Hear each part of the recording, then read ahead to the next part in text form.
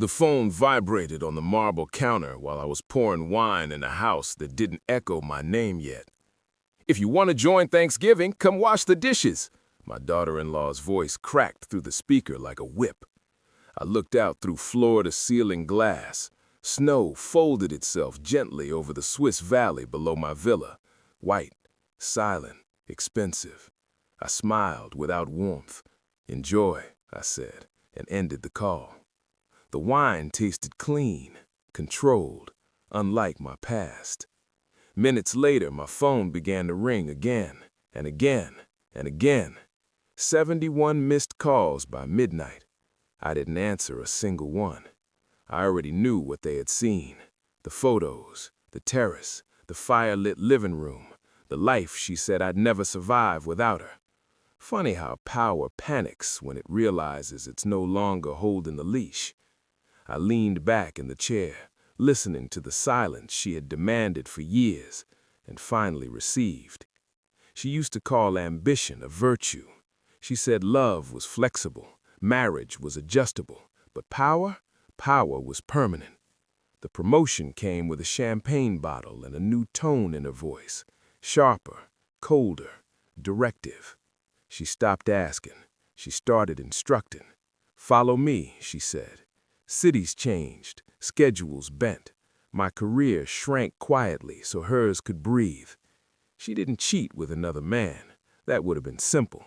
She cheated with dominance, with boardrooms where my presence embarrassed her, with dinners where my silence was expected, with promotions that required a husband who knew his place. Behind her smile, I noticed the accounting, what I was worth, what I cost.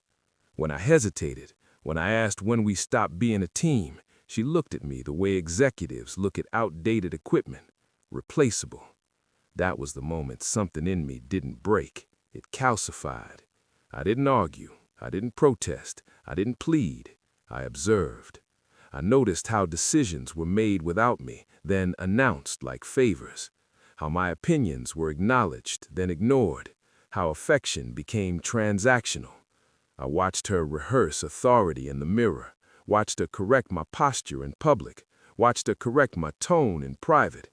I began preparing quietly, accounts separated, assets restructured, residency explored. Switzerland wasn't a fantasy, it was an exit strategy. She thought control was loud. It isn't. Control is patient. When she demanded I resign and support the bigger vision, I nodded. When she told friends I was finding myself, I smiled. Inside, I was disappearing on purpose. The day she said, "You'll follow me or you'll be nothing," I already knew where I'd go and who I'd become without her permission. I told her I was leaving on a short trip. She didn't look up from her phone. "Don't fall behind," she said. I slid the documents across the table instead. Residency papers, asset disclosures, divorce filings. She laughed at first, a sharp, dismissive sound. Then she read. Her face did something unfamiliar. It lost leverage. "You can't do this," she said. I waited, let the silence answer first. I already did.